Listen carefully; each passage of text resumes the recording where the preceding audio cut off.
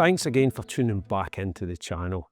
In this week's video, we are going to be looking at the Sigma Contemporary 16-300 f3.5 to 6.7 DCOS lens for Fujifilm.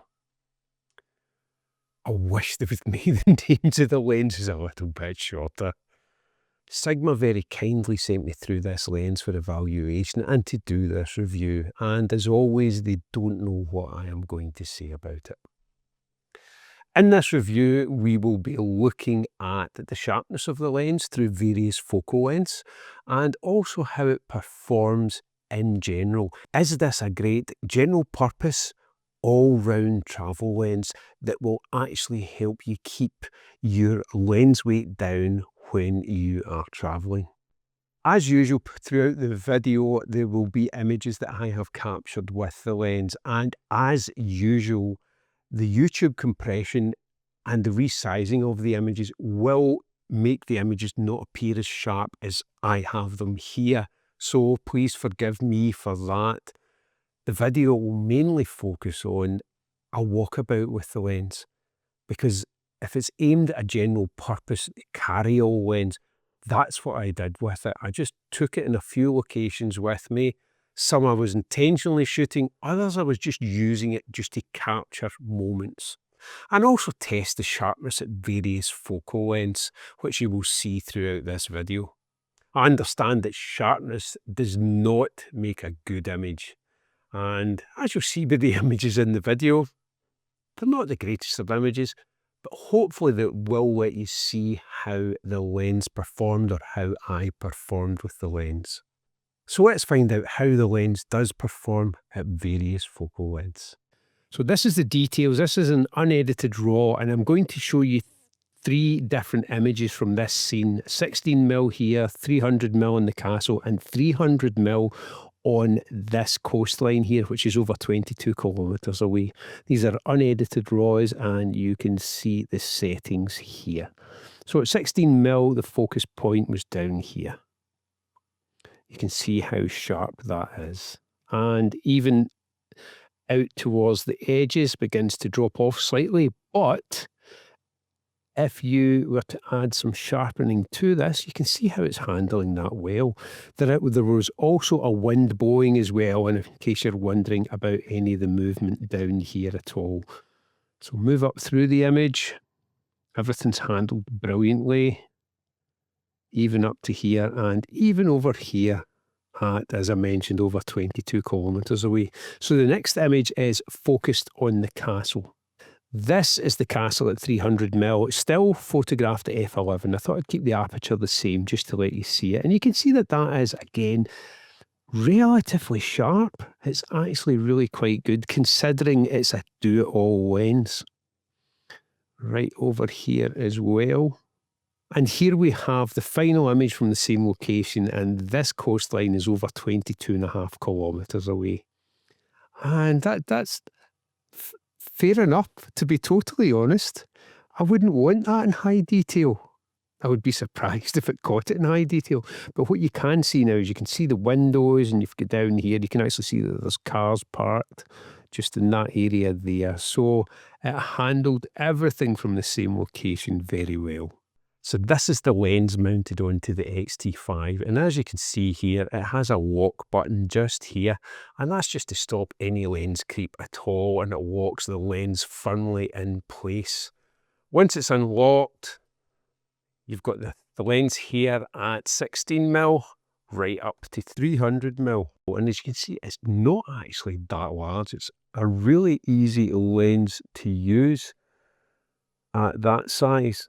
It's not heavy, and it feels really good in the X-T5, and I think it would work brilliantly as well with XH2. It has optical stabilization built in. This is at 99mm, and you can see the detail that it renders there. Again, these are unedited RAWs, so with some tweaking, a slight dehaze, bring back the highlights, we could get a really worthwhile result from this. So this was on Christmas Eve. As you can see, the sun's not too high in the sky, 10:50 in the morning.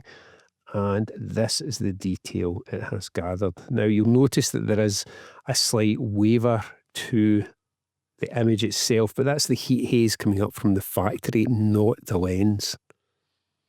You can see the detail that that's managed to gather in here.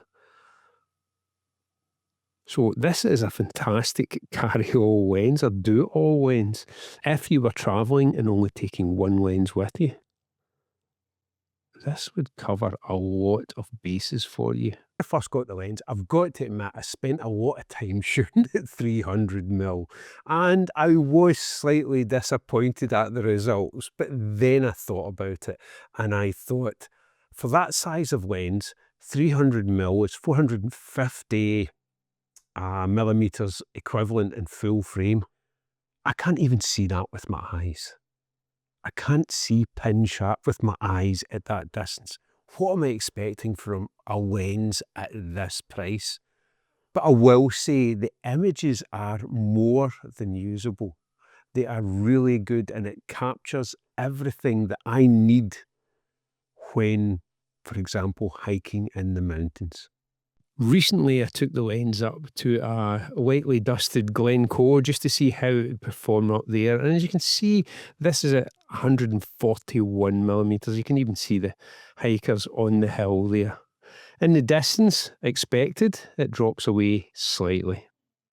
This is an edited TIFF file, again from Glencoe, and it just to let you see what you can bring out with the lens. And you can see at that distance, which is a good 2-3 kilometres away, you can see what it managed to bring out from that image. This is a very lazy roadside image, but as the light was breaking, I had to dive out just to get the shot in case it changed quickly. And as you can see, the detail it's captured here, this time at 86mm. Hopefully you get something from that, and hopefully it lets you see how I performed with the lens and how the lens performed with me. Not a lot of images were intentional, as I mentioned. I was out testing the lens, taking it to places that I normally test lenses so that I can see and compare against other lenses I've tested in these locations. And hopefully it lets you see that this one did really well. Is it an all-round general purpose travel lens?